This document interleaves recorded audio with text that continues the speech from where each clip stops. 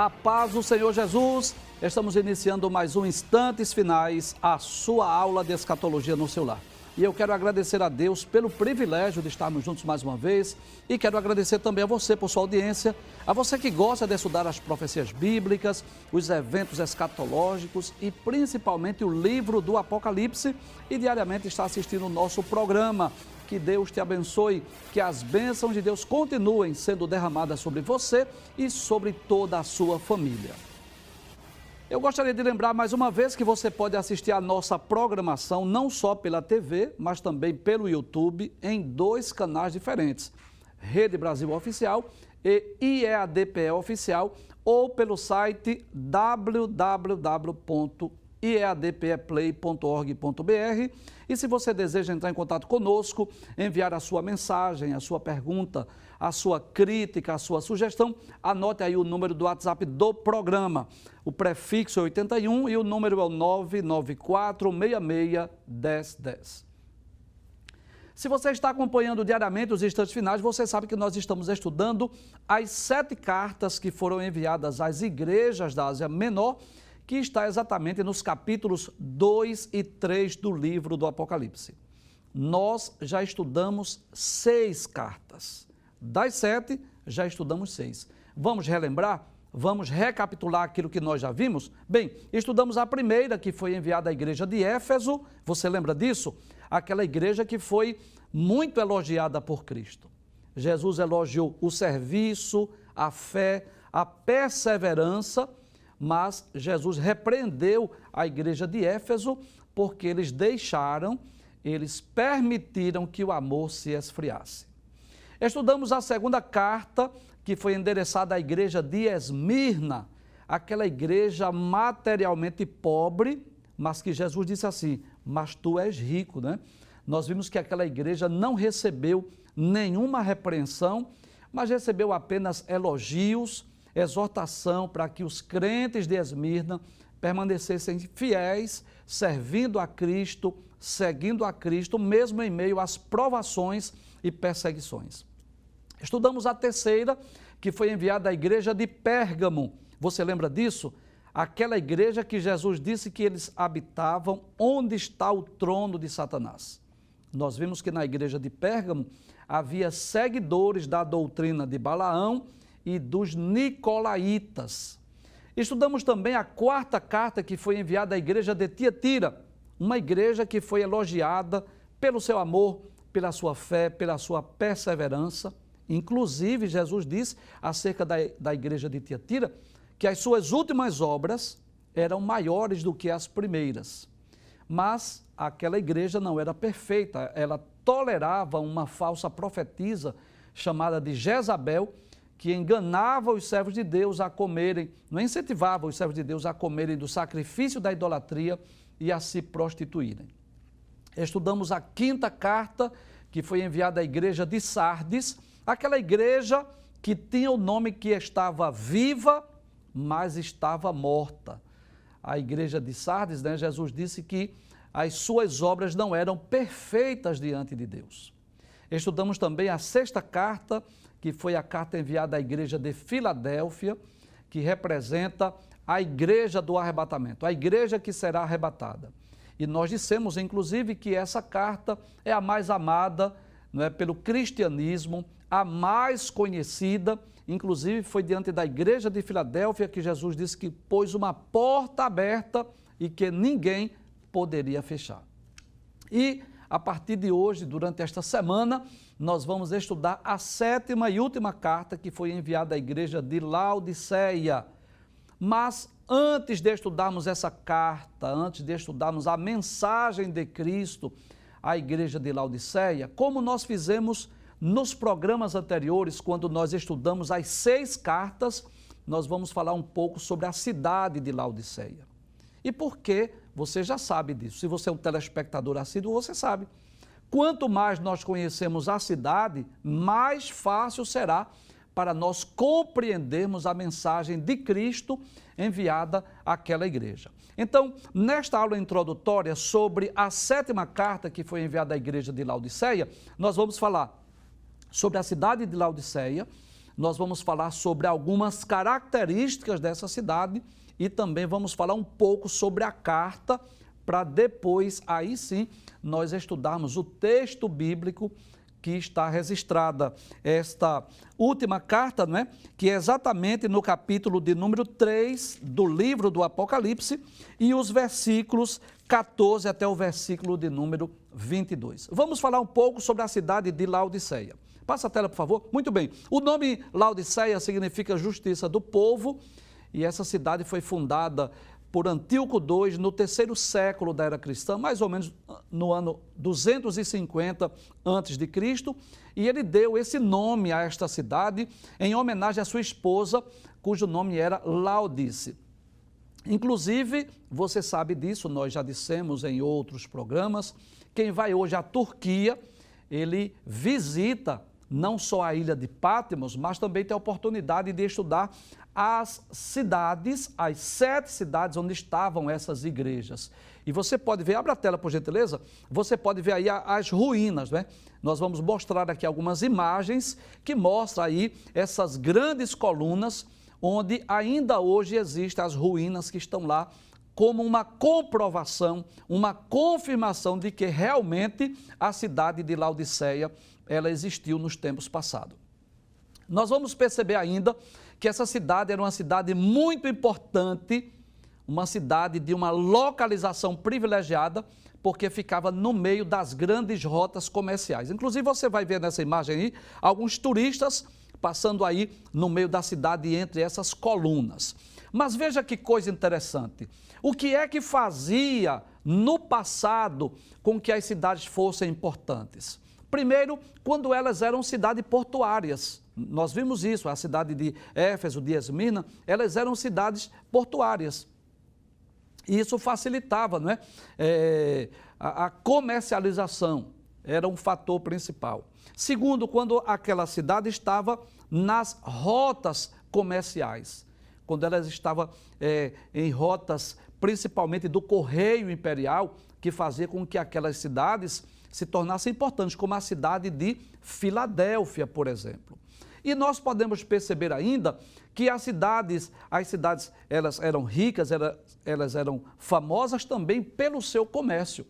Então, nós vamos perceber que havia esse privilégio aí dessa cidade de Laodiceia, pelo fato de ela estar nas rotas comerciais e ela era uma cidade das mais ricas dos tempos passados, né? Naquele período em que essa carta foi escrita, a cidade de Laodiceia era uma das mais ricas. Nós vamos falar hoje sobre 4 características dessa cidade. Vamos passar a tela, por gentileza. Primeiro, era uma das cidades mais ricas do mundo antigo, um lugar de muitos milionários. Mas isso trouxe um problema, isso trouxe um prejuízo. E qual foi? É que os seus habitantes eles eram orgulhosos, a ponto de não sentir necessidade de Deus. Traz a tela, por gentileza. Você sabe que não há nenhum problema em ser rico, absolutamente nenhum. Quando essa riqueza ela é adquirida de forma honesta, não tem nenhum problema. Agora, o problema é quando das duas uma. Ou essa riqueza é adquirida de forma desonesta, ou esta riqueza corrompe o coração do homem. Quando esta riqueza, por exemplo, ela torna o homem avarento, ou esta riqueza torna o homem orgulhoso, a ponto de achar que não precisa de Deus. Então, aí sim, a riqueza passa a ser um problema. Mas quando a pessoa é rico, mesmo que tenha muitos bens, mas o seu coração, ele reconhece que é dependente de Deus, não há nenhum problema. Então, o problema da igreja de Laodiceia não estava na sua riqueza. Onde estava o problema? Estava exatamente o fato dos seus habitantes serem orgulhosos. Era o orgulho dos habitantes da cidade.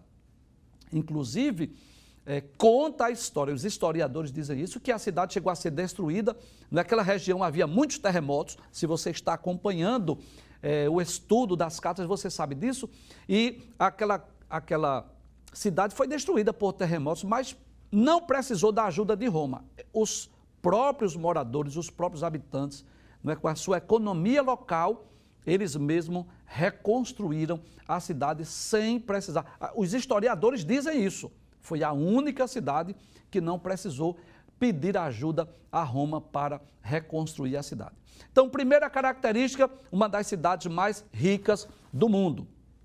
Segunda característica de Laodiceia, nós vamos perceber que era uma cidade famosa por produzir uma lã especial, que era famosa no mundo inteiro. E aí nós vamos perceber, né? Está aí essa ovelha, você sabe disso, que a lã ela é extraída da ovelha, principalmente nos tempos antigos, né? Quando não havia aí a tecnologia, as indústrias têxteis, era extraída principalmente da lã das ovelhas, você sabe disso. Mas observe o problema mais uma vez. Se por um lado a cidade era privilegiada, eles criavam ovelhas, eles extraíam a lã, eles produziam uma lã especial, glória a Deus por isso. Mas veja o problema, fez com que a cidade se tornasse orgulhosa, porque era uma espécie de exportadora de lã, de tecido, de roupas para o mundo. Então, este benefício, veja que coisa interessante, este privilégio de ser uma cidade que tinha uma lã especial, que era exportadora de tecido, trouxe o problema que era exatamente o orgulho. As pessoas se orgulhavam das roupas, das vestes, da lã especial que era produzida em Laodiceia. Em terceiro lugar, a terceira característica que nós queremos falar sobre esta cidade é que havia lá em Laodiceia uma escola de medicina que produzia um unguento que era chamado assim, conhecido, quase que miraculoso, que servia tanto para os ouvidos como para os olhos. Então, nós temos aí algumas imagens, só para você ter uma ideia, né? Claro que são imagens modernas que estão aí, mas só para você ter uma ideia desse unguento, dessa escola de medicina que produzia esse unguento que servia como colírio e também como uma espécie de bálsamo, de medicamento para os ouvidos e para os olhos. Então, que coisa interessante. Observe que era uma cidade muito privilegiada, muito famosa no mundo inteiro. As pessoas iam até Laodiceia em busca de tratamento, em busca desse unguento, principalmente para as doenças dos olhos. Mas se lermos a carta, ou quando estudarmos a carta, nos próximos programas, nós vamos perceber que Jesus aconselha os crentes, a igreja de Laodiceia, a comprar a ele o ouro, as vestes e o colírio para os olhos, o que significa dizer que se de um lado a igreja estava muito bem financeiramente, diante de Cristo era uma igreja pobre. Se diante da sociedade eles estavam bem por produzirem uma lã, um tecido e roupas para exportar para o mundo, diante de Cristo eles estavam despidos, precisavam comprar vestes espirituais. E se eles produziam esse colírio, esse unguento, a ponto de pessoas do mundo inteiro irem para Laodiceia em busca desse colírio, desse medicamento, desse unguento, diante de Cristo, eles estavam cegos. Você vai perceber quando nós estivermos estudando o texto dessa carta.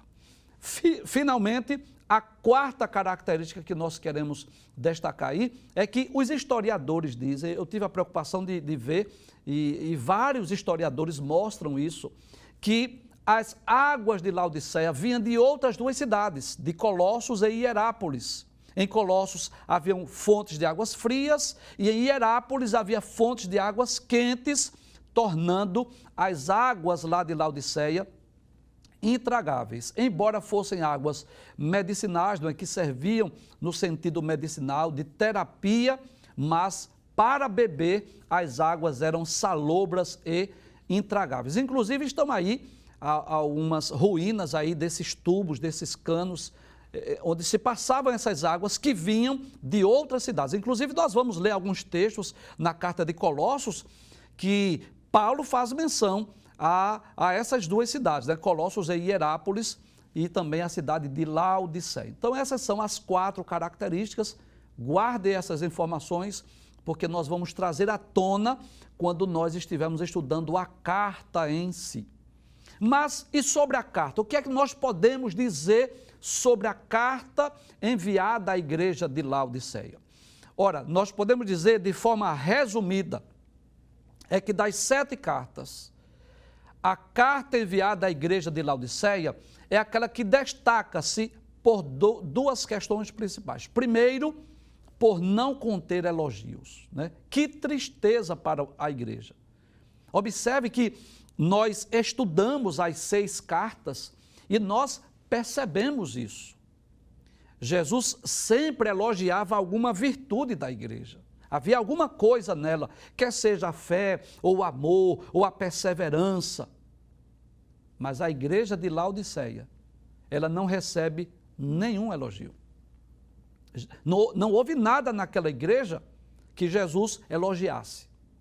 Uma tragédia para uma igreja receber uma carta de Cristo, onde nessa carta não encontra-se nenhum elogio. Jesus não elogiou nem a fé, nem o serviço, nem a paciência, nem a perseverança, nada. E não só isso. Nós podemos dizer que essa carta é a mais drástica, é aquela que vem a maior condenação, aquela que Jesus descreve de forma muito enfática, né? Dizendo que aquela igreja era miserável, desgraçada, cega e nua. Né? Nós vamos ver no texto. Então, além de a igreja não receber elogios, recebeu essa dura repreensão que nós vamos estudar nos próximos programas, né? Mas só para nós entendermos o que estamos dizendo, aí Jesus vai dizer a essa igreja de Laodiceia.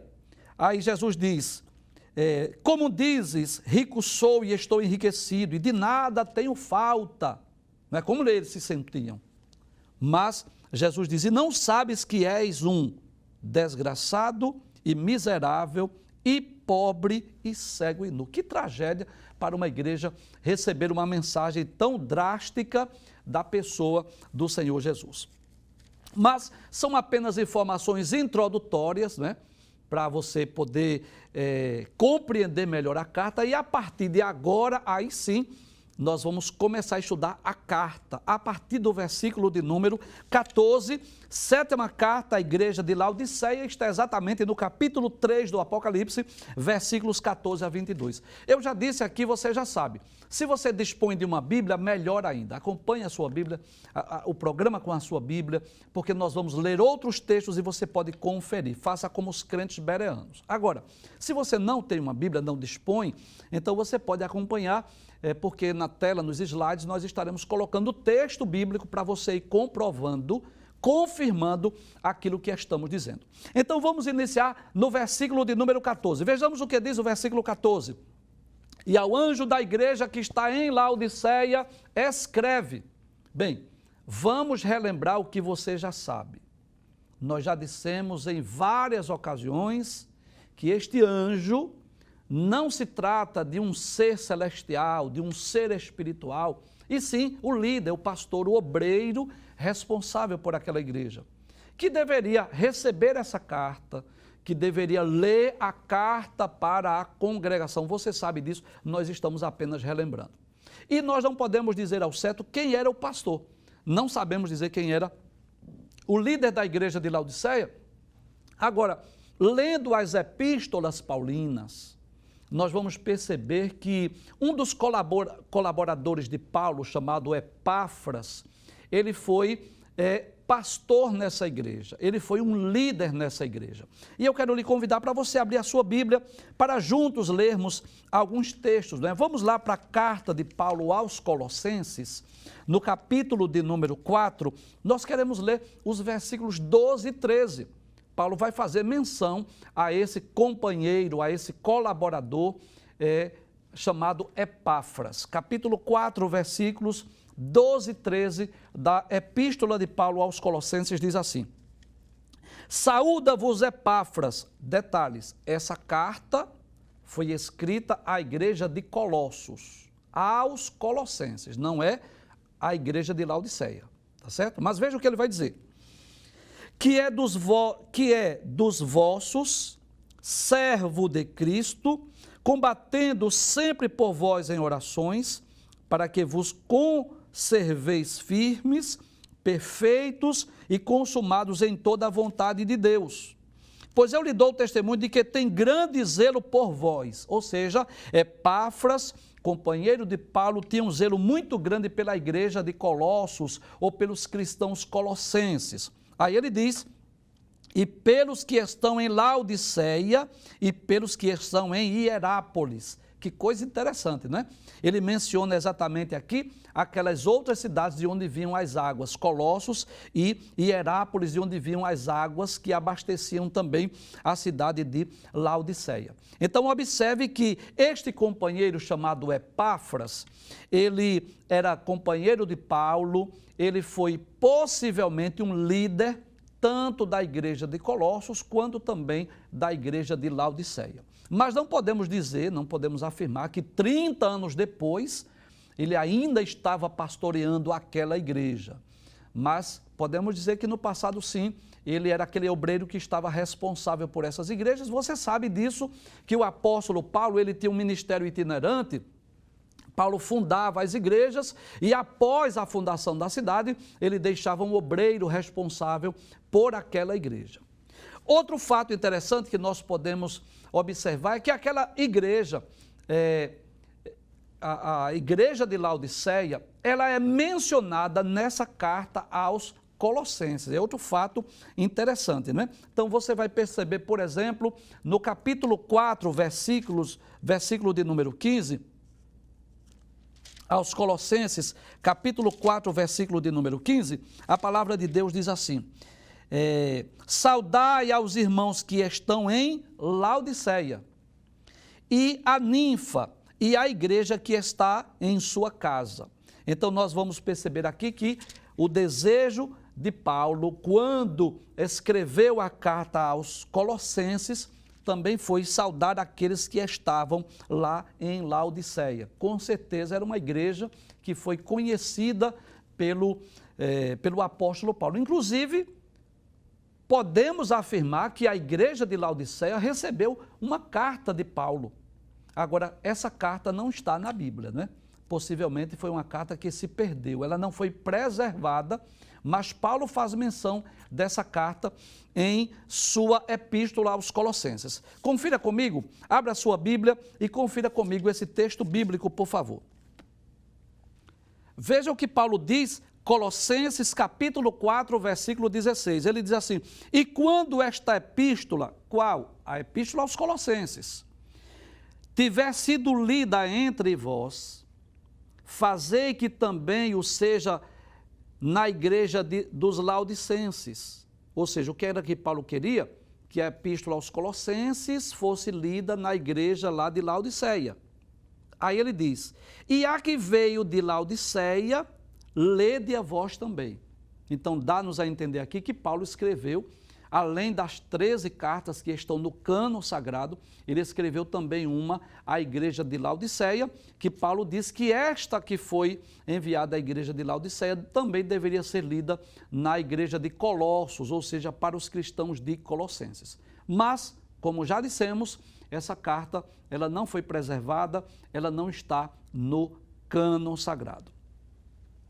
E como é que Jesus se apresenta à igreja de Laodiceia? Vamos ver como é que Jesus se apresenta a esta igreja. Capítulo 3, versículo 14, abre o texto. E ao anjo da igreja que está em Laodiceia escreve: isto diz o Amém, a testemunha fiel e verdadeira, o princípio da criação de Deus. Então Jesus se identifica com 3 títulos. O primeiro ele diz: isto diz o Amém.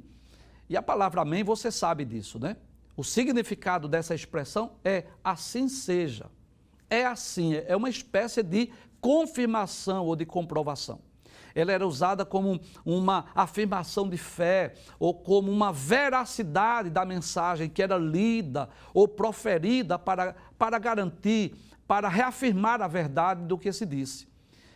Ainda hoje nós temos esse hábito, né, esse costume de dizer assim, amém. Quando nós dizemos assim, amém, significa assim seja, é verdade, eu creio nisto, eu concordo com isso, né? Mas ao ser aplicada a Cristo, a pessoa de Cristo, o que é que Jesus quis dizer quando ele disse que é o amém?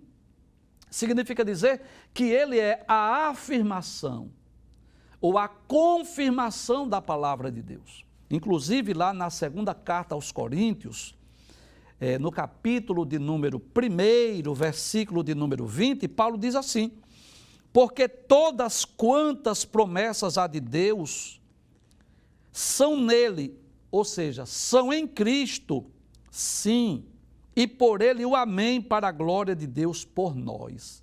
Então Paulo deixa aqui bem claro que as promessas de Deus em Cristo são o sim, são o amém. Então, quando Jesus se apresenta como o amém, significa dizer que Cristo é aquele cujas afirmações são verdadeiras, aquele cujas promessas pode-se ter uma confiança total, nós podemos crer, nós podemos acreditar, ele é o amém, o assim seja. Mas Jesus apresenta-se ainda com outro título, ele diz, a testemunha fiel e verdadeira. E você sabe, né? O que é uma testemunha? Você sabe disso. Uma testemunha é uma pessoa que viu, que ouviu alguma coisa, que é convocada para os tribunais. E lá nos tribunais, essa testemunha, ela vai depor. O que foi que você viu? O que foi que você ouviu? E é interessante nós observarmos que, para ser uma boa testemunha, para ser uma testemunha digna de crédito, ela precisa ter pelo menos 3 condições. Deixa eu falar aqui, por favor. Primeira condição para que a testemunha seja fiel, verdadeira e digna de crédito. Primeiro, essa testemunha, ela deve ter visto ou ouvido alguma coisa para poder testemunhar. A testemunha não pode chegar lá e dizer assim, olha, eu não sei de nada, nem me pergunte, eu não vi nada, eu não estou sabendo de nada. Ora, então você não serve para ser testemunha. Se alguém é uma testemunha, se alguém vai testemunhar, vai depor num tribunal, por exemplo, essa testemunha viu ou ouviu alguma coisa. Se não viu nada, se não ouviu nada, não serve para ser testemunha. Né? A não ser que a pessoa diga assim, eu estava lá, mas não houve nada. Então, ele foi uma testemunha do fato, mas não viu nada daquilo que estão no tribunal acusando. Segundo, além da testemunha ter visto ou ouvido alguma coisa, a pessoa deve ser honesta. A pessoa deve falar a verdade, deve dizer com exatidão o que viu. A pessoa não pode mentir, pelo menos não deve mentir, inventar, criar uma situação, acrescentar informações. Então, além da testemunha ter visto ou ouvido, a testemunha tem que falar a verdade. Ela tem que ser verídica, ela tem que ser verdadeira. Ela não pode criar, não pode inventar, não pode aumentar, não pode diminuir. Ela vai dizer pura e simplesmente aquilo que ele viu ou ouviu. Pelo menos é isso que se espera de uma testemunha. Quando o juiz convoca alguém para ser testemunha, espera que aquela pessoa tenha visto, tenha ouvido e fale a verdade. Não crie, não invente. Terceira condição que uma testemunha deve ter é habilidade. A pessoa precisa saber expressar o que viu ou que ouviu. Para que seu testemunho seja conhecido como autêntico, como verdadeiro, a pessoa tem que saber se expressar. Então, por exemplo, uma pessoa que sofre de distúrbios mentais, por exemplo, uma pessoa que vê alucinações, tem alucinações ou visões, quem é que vai acreditar numa testemunha dessa? No testemunho de alguém que não tem sã consciência, que é doente mental, por exemplo, né?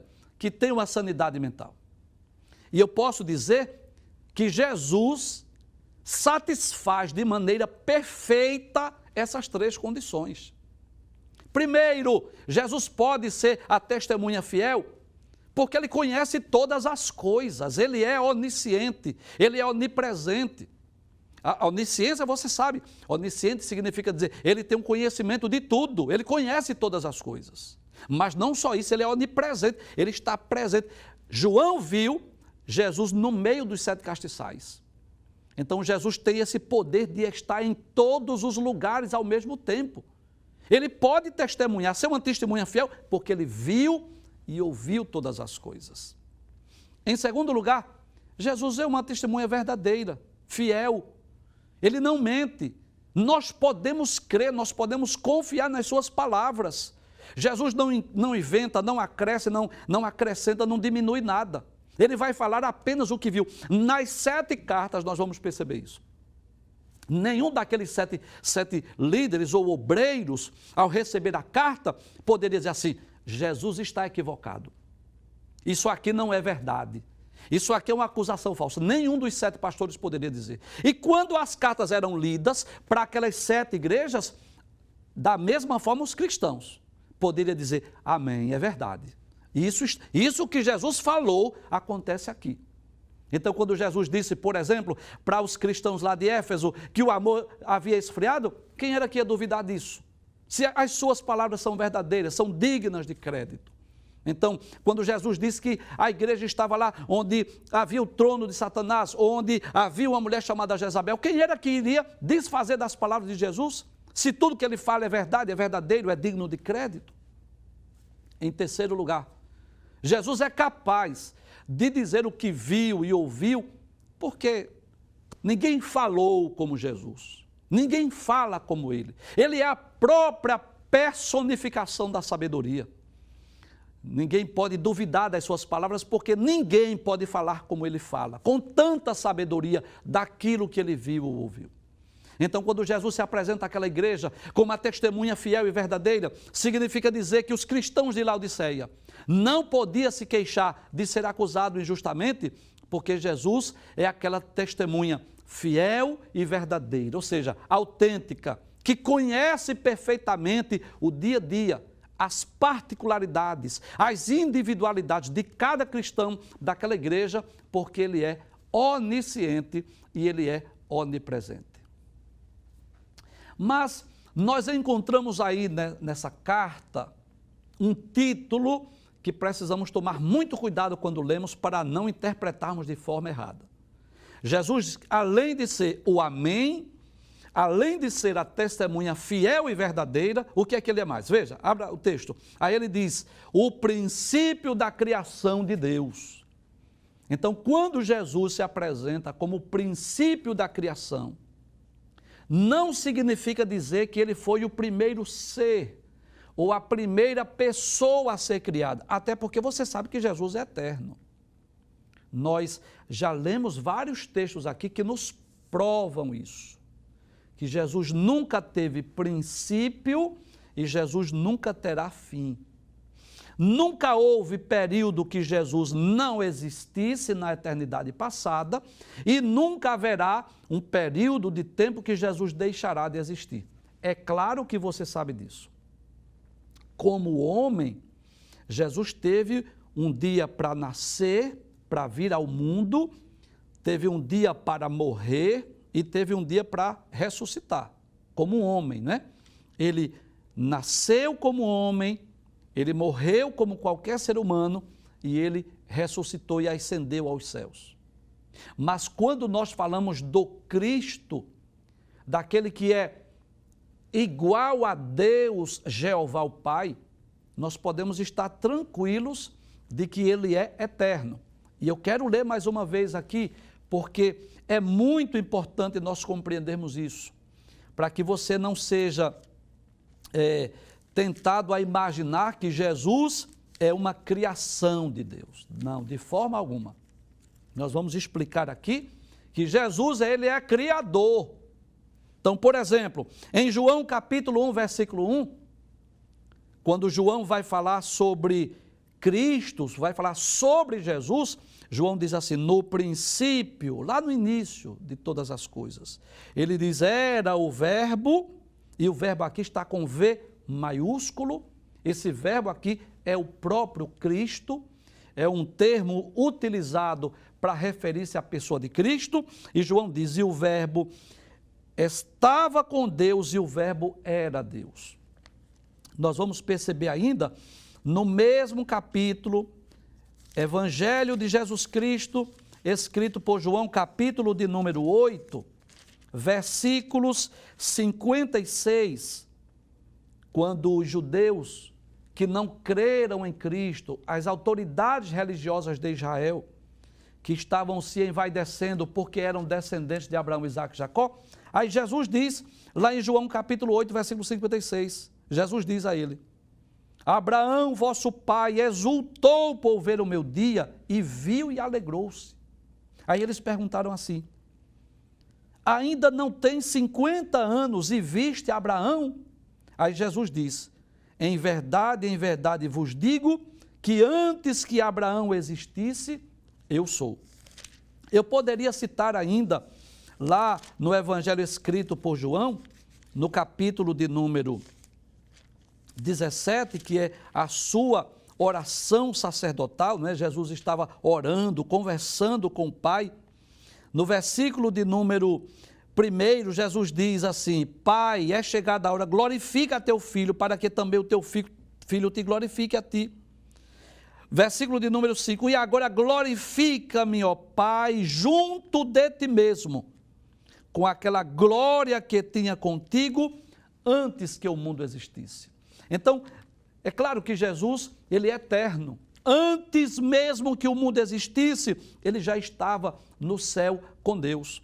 Então, esse texto, esse termo, essa expressão, quando Jesus diz que é o princípio da criação de Deus, Jesus não está aqui dizendo que foi o primeiro ser a ser criado. Jesus não está dizendo que foi a primeira pessoa a ser criada, não. Inclusive, eu tive o cuidado de ler esse texto em outras versões. Você sabe disso, você que está acompanhando o programa, vez por outra nós fazemos isso. Nós recorremos a outra versão, não que a nossa versão, Almeida Revista e Corrigida, não seja digna de crédito, não é isso, né? Inclusive nós estamos sempre estudando esse texto, tomando por base essa versão, Almeida Revista e Corrigida. Mas quando um texto ele não está muito claro na nossa versão, nós recorremos a outro, para nós termos uma compreensão melhor. E recomendo que você faça isso no seu estudo, na sua pesquisa em casa. Por exemplo, na NVI, que é a Nova Versão Internacional, diz assim: estas são as palavras do Amém, a testemunha fiel e verdadeira, o soberano da criação de Deus. Veja que a NVI apresenta Jesus como o soberano. Na King James diz assim: assim declara o Amém, a testemunha fiel e verdadeira, o soberano da criação de Deus. Mais uma vez, a expressão é o soberano. E na Nova Versão Transformadora, a NVT, diz assim: esta é a mensagem daquele que é o Amém, a testemunha fiel e verdadeira, a origem da criação de Deus. Então, quando Jesus se apresenta como o princípio da criação de Deus, não significa dizer que ele foi o primeiro ser a ser criado, e sim que foi através dele, presta atenção, foi através de Cristo que todas as coisas foram criadas e vieram a existir. E eu quero convidar você para você ler outros 2 versículos lá no Evangelho escrito por João, mais uma vez. No capítulo 1, versículo 3, que diz assim: todas as coisas foram feitas por ele. Ele quem? Cristo, o verbo que está no versículo 1. E João diz assim: e sem ele, ou seja, sem Cristo, nada do que foi feito se fez. Versículo de número 10 diz assim: estava no mundo, e o mundo foi feito por ele, e o mundo não o conheceu. Abre a tela mais uma vez para nós concluirmos o estudo desse versículo 14, que é o primeiro versículo da carta. E ao anjo da igreja que está em Laodiceia escreve: isto diz o Amém, ou seja, aquele que é a comprovação, a confirmação da mensagem de Deus aos homens. Mas não só isso, ele diz a testemunha fiel e verdadeira, ou seja, aquele que viu e ouviu todas as coisas, aquele que conhece as profundezas de Deus, os mistérios de Deus, mas conhece também a sua igreja nas suas individualidades, nas suas características, ele conhece todas as coisas. E quando Jesus diz que é o princípio da criação de Deus, ele está dizendo aquele que é Criador, aquele que participou ativamente da criação, porque ele é não apenas uma criatura, mas ele é o próprio Criador, como vimos, ele é eterno e participou tão ativamente da criação que João chega a dizer que todas as coisas foram feitas por ele, e sem ele, nada, absolutamente nada do que foi feito se fez.